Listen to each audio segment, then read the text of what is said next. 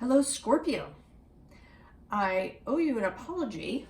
I went on to the next round of reading, starting with Aries, but I didn't actually do your sign for the previous round, the round where I've been choosing a card from the Urban Crow Oracle. But I think I can see why this energy was reluctant to come forward. The card that came out for you is Battle. And this is not between you and another person or a circumstance. This is an internal struggle.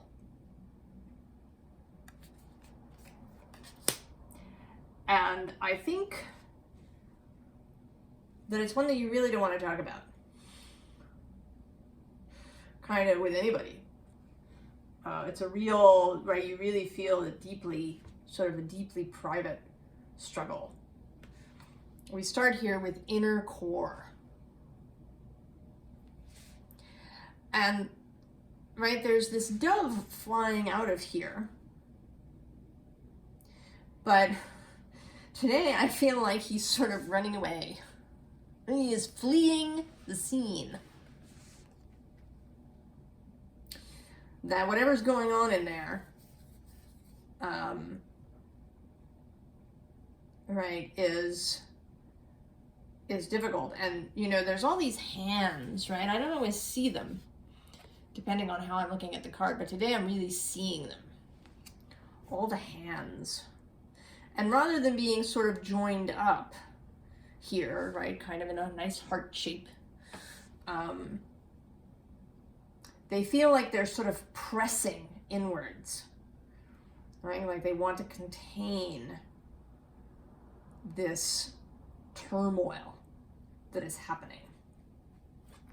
Underneath that, we have this Ocean's Bravery card, but here it just, you know, today again, it seems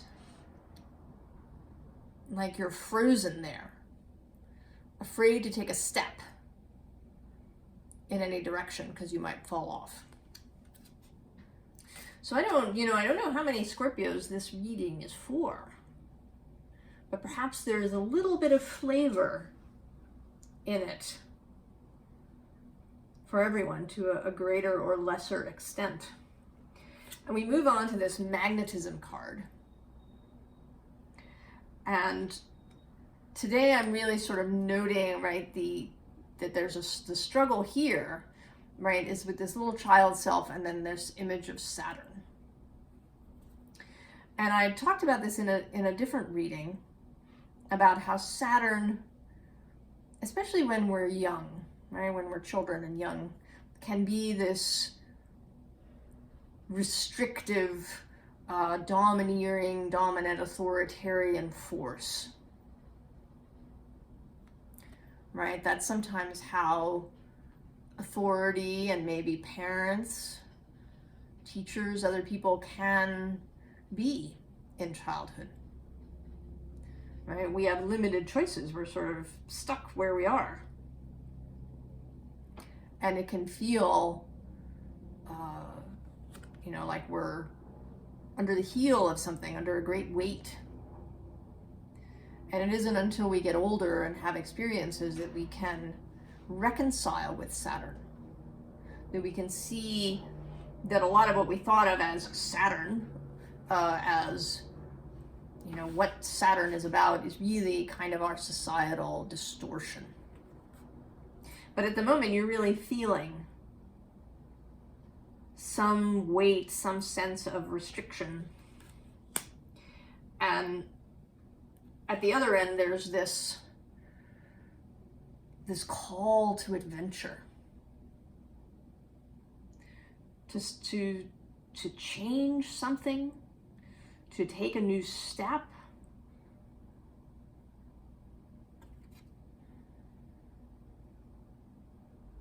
I want to say that it's something very dear to your heart, right? This figure has a red umbrella, right? Red for the heart, red for passion.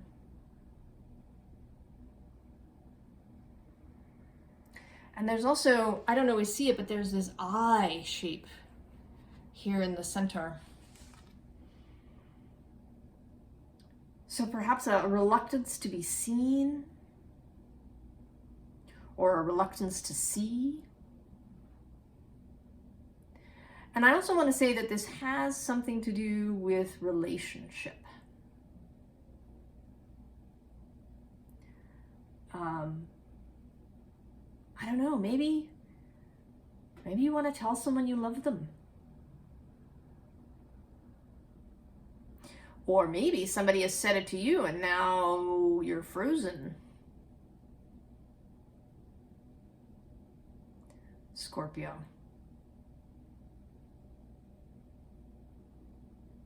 Right? Maybe your experiences with love have been challenging and difficult. I mean, love of any kind, but particularly romantic love, right? It's got a lot of baggage in our society.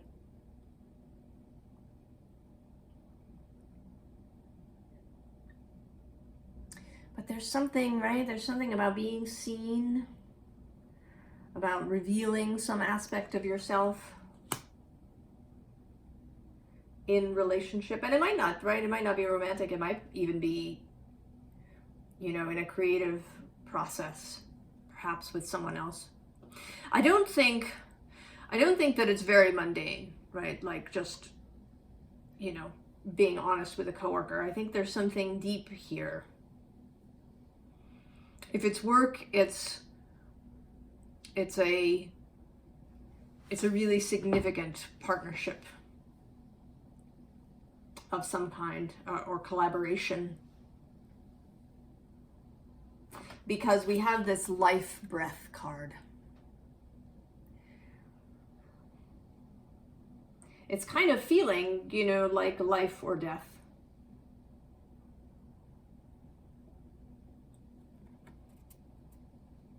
Right, there's this heart afire here, glowing from an internal flame.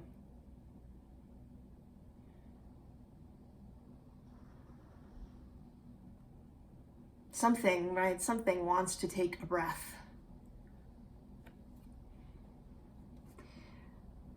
But there's fear, Scorpio. And often that can show up, right, as anger, as this internal battle, right? I mean, there's this rose, this flower here in the image.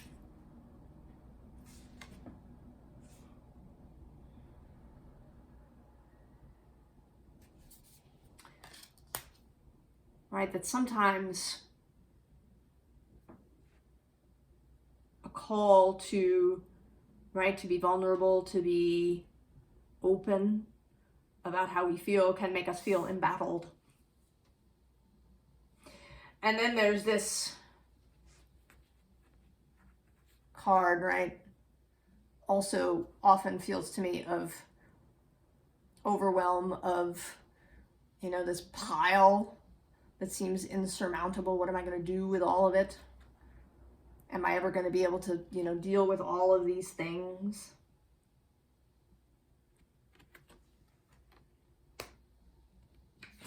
And then here, I feel like she's clinging, right? That's a sword, a poniard kind of that she's got, that she's holding. And here she seems to be clinging to it for dear life. So you've got some idea. You've got some idea about this situation, Scorpio, that you're not willing to release.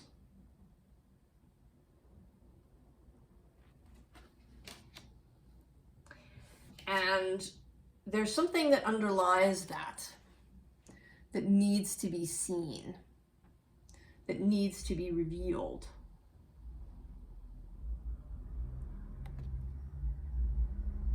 Uncovered.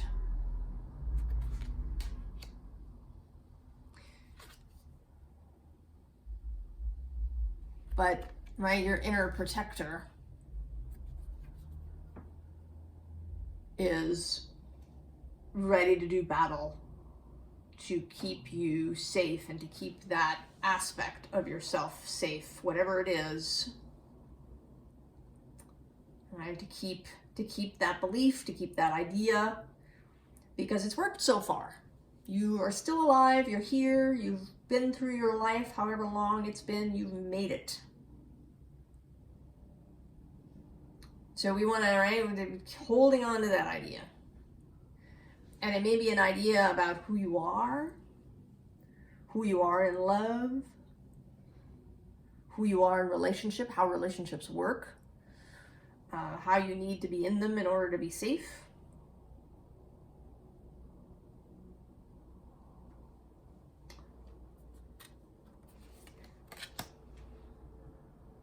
But the universe, your spirit, your wider self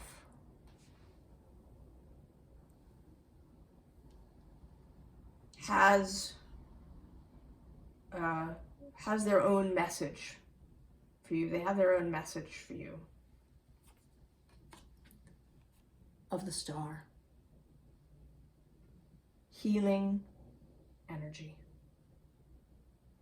Healing energy. That it is possible, Scorpio, for you to heal this part of you, to help this part of you that is frightened, defensive, even from, defending even against joy and love. That moment when we feel love, when we really, there can often be an immediate counter reaction. Right? Brene Brown calls that foreboding joy. Right? When you have a joyful, loving thought that your brain immediately throws up some disastrous thing. You love this person, but someday they're going to die. Or this disastrous thing will happen. Right? To diffuse the power of joy. Right? Joy and love can be really high sensation in the body if we're not used to those things.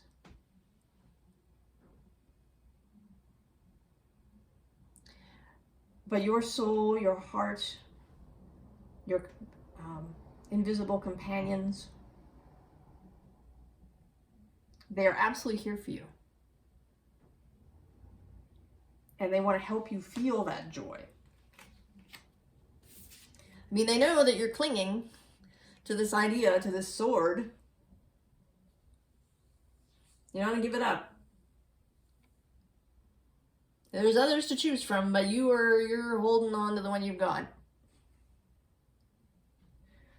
Right? The Seven of Swords, mental defensiveness. Secrecy. Right? Not wanting to talk about it with anybody.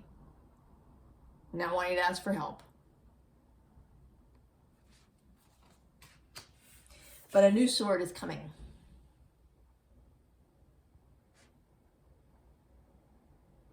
It's on its way.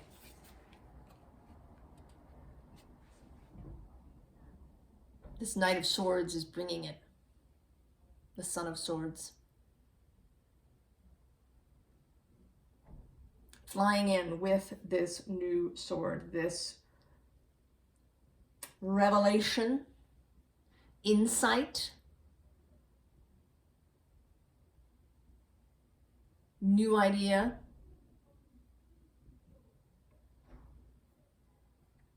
Changing, right? Changing out that sword you're lying on. And then death, your key. Coming into yourself. Fully.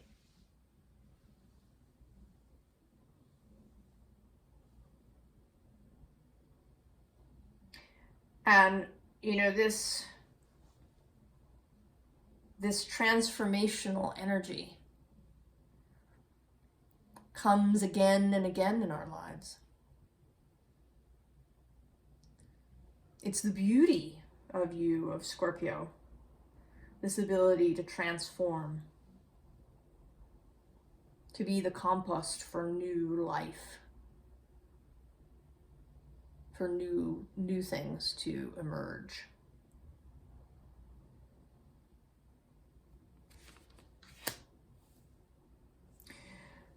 So the advice here, number one, the cup returns. The cup has been showing up repeatedly in the readings. Your own personal grail, your heart, as well as the cup from the universe. But we'll get to that. This particular Ace of Cups is your personal grail.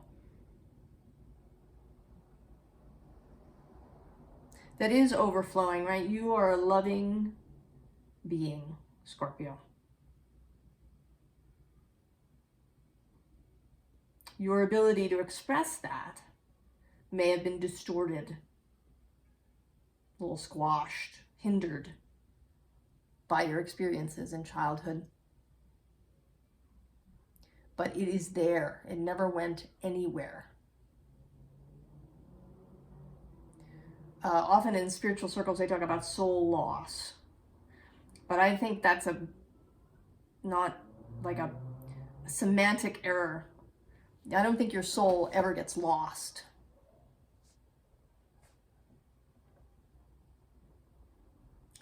I think you become disconnected, right? Your conscious human self, becomes disconnected, cannot hear the call of this cup. But we can come back to it.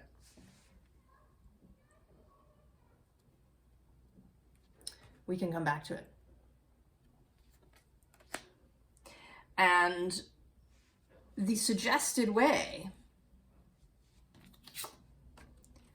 first we have the Six of Cups, which in this deck is about, right, the willingness to learn, perhaps to be mentored by somebody, to ask for help, to get advice from someone who has, greater experience, to practice these skills of vulnerability, to, build capacity in our nervous system, in our body, in our mind, for new experiences,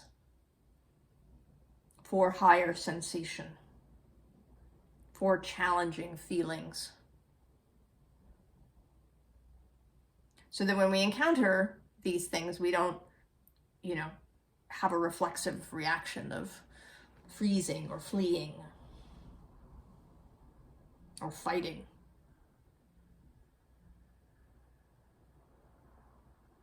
So practice and, a willingness to learn. And then a willingness to accept the cup that's being offered by Spirit.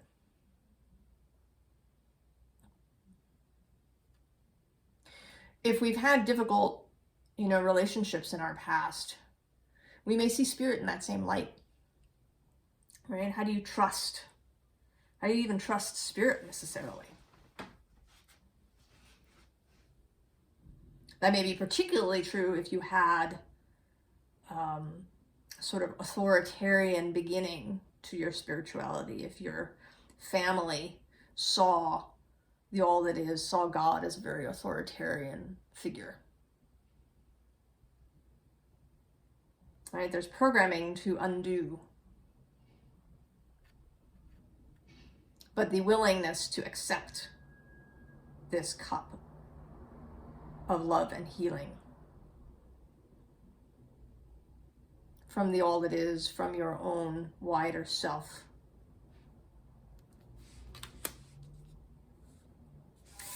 And to take some time,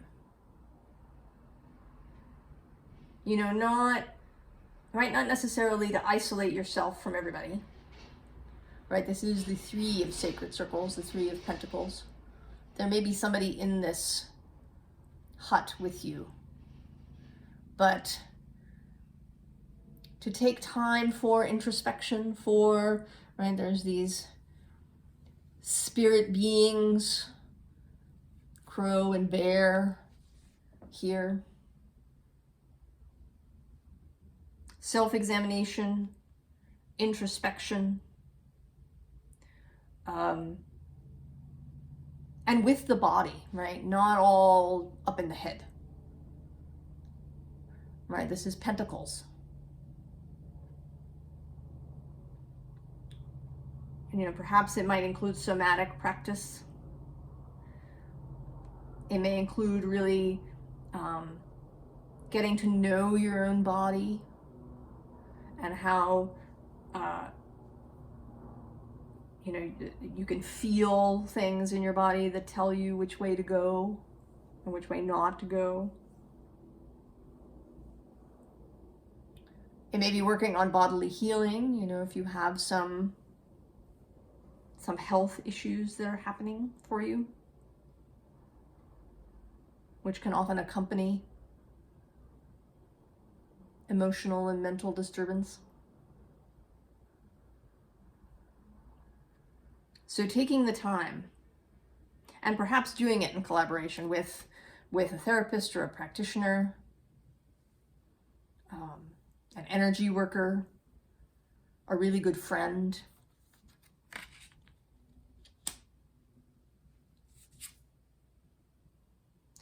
And through all of this, right, learning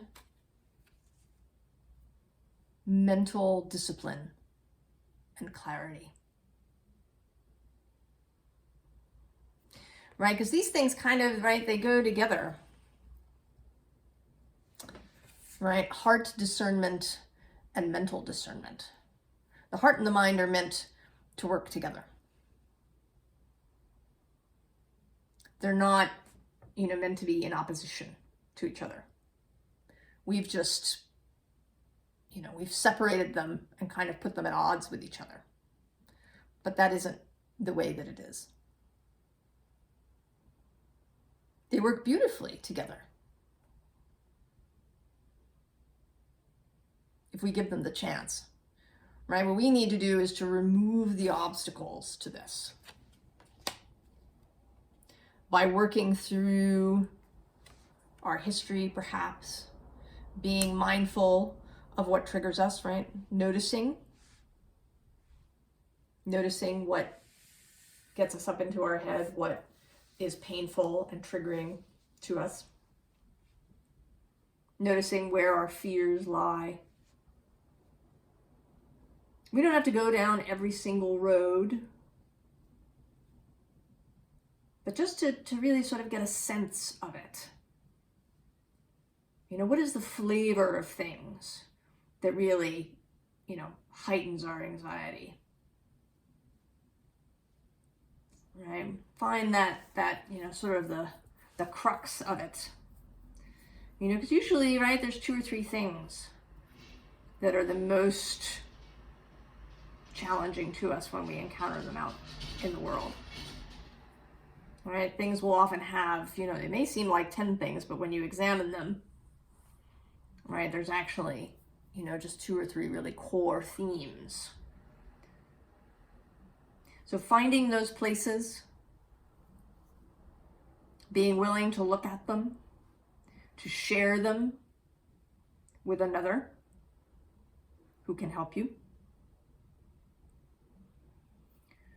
Right? We didn't come here to do this all on our own. Help is there, both human and non-physical.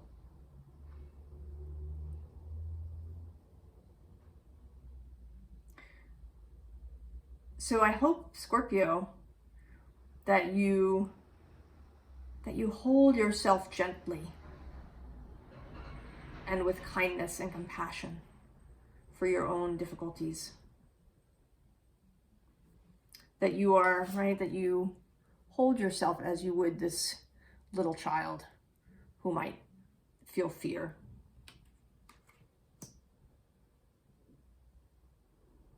but also, right, firmly.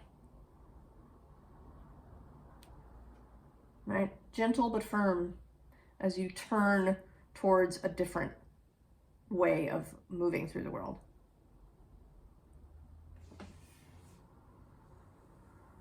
Because, right, the sword is coming. The new inspiration is coming. And you want to be able to take advantage of it when it comes. To really come into yourself. Scorpio. I wish you all the very best. And I hope that you will feel well. That you will find your way to a better place for yourself, where you don't feel, right, this embattled feeling. I will see you next time. So long, Scorpio.